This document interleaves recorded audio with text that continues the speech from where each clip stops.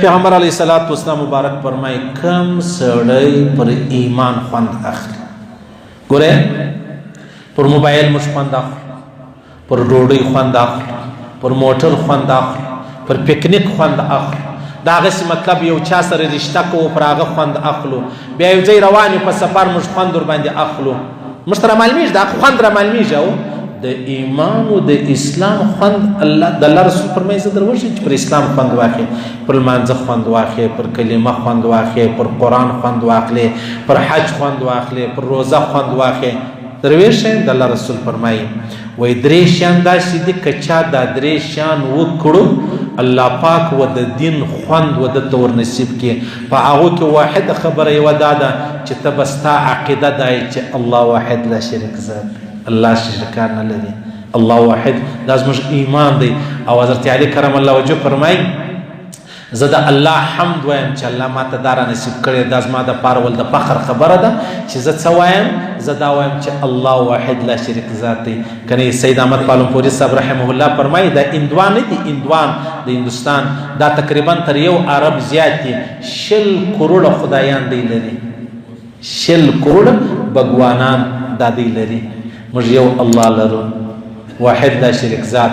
اسمان د په قبضه کې، لمر د په قبضه کې، عرش د په قبضه کې، کرسی د په قبضه کې، یخ د په قبضه کې، او ګرمي د په قبضه کې، دا دون لوی سمندر د په قبضه کې، دا دون لوی مځکه د په قبضه کې، زما او ستا عزت او ذلت د په قبضه کې، زما او ستا ژوند او مرګ د په قبضه کې. دا نور 100 کروڑه بوتان خدایان چې دی بولي دغه په قبضه کې چیشتې راویښه یاست. صحیح سلو. نو د الله رسول فرمایي پر دین خوند اخلي، پر ایمان خوند اخلي. او دا وایي چې الله واحد لا شریک ذات دی. دا به وایي لا اله الا الله، بس په دې کې نورې خبرې نسته. واعطى زکات ماله طیبه بها نفسه، او زکات په خوشحالي ورکوه. پر ایمان خوند اخلي، پر اسلام خوند اخلي.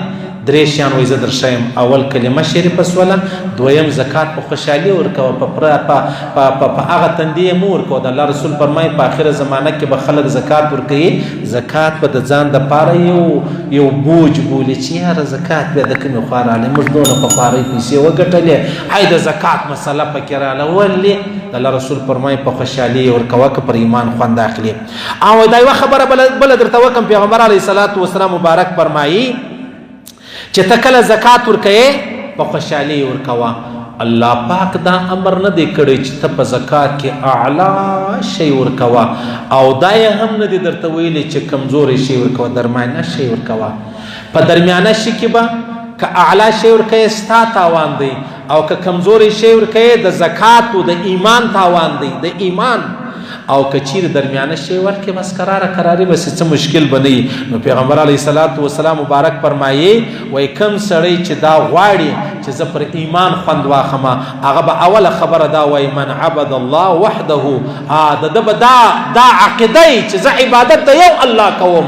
او بیا به دا وایي لا اله الا الله، او بیا به دا کوي چې د زکات ډېر په خوشحالي ورکړي. ښه خبره ده، الله دې را نصیب کړي، الله دې را نصیب. سبحان الله. زکات عجبه بله ده. که الله پاک موږ ته امر کړی و چې ته به خامخا زکات، پخوا داسې پخوا ادیانو کې دا و چې دا خیرات و صدقه و زکات دا بیا کښېښوي، اور به ور واچوي، اور چې به ور واچوي دا اور وبه سوځل سولو، د اسمانه به اور رالی دا شی به پورته کوي. که بیا پورته کوي دا قبول و، که بیا نه کوي پورته دا به قبول نه و. الله پاک به تا ته وایي وایي ستا روپۍ دي ماتې مه راکوه، ماته مه راکوه، ستا ورور ته یې ورکړه. اوس که ته دا وایې چې یاره نو دا خو ما ګټلې دي، نو زما د ورور په دې کې څه حق دی؟ الله فرمایي دا تا چې ګټلي دا چا درکې؟ ما درکې. نو ما تا ته 1 کروڑ روپۍ درکې.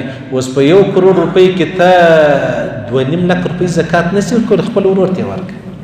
چې ما تا ته 1 کروڑ روپۍ درکولې، ما حساب نه درکوي چې دا خو زما دنیا د زما مال دی، ما حساب نه کوي. او ته چې خپل ورور ته کوې ته ولې حساب کوې؟ د الله مهربانۍ ته وګورئ. دلته د انسان و غریبۍ ته وګورئ، خپل ورور هم نه غواړي چې دا آباد شوی، زه دې آباد سم. خیر، پیغمبر علیه الصلاة والسلام مبارک فرمایي تاسو زکات ورکوئ. الا وان الله يحاسبهم حسابا شديدا ويعذبهم عذابا الیما. کوم څوک چې زکات نه ورکوي د هغو حساب الله پاک سخت حساب ورسره وکړي ويعذبهم عذابا الیما سخت ترین عذاب به درکمه چې تاسو چشوه نه کوئ تاسو زکات ورنه کوئ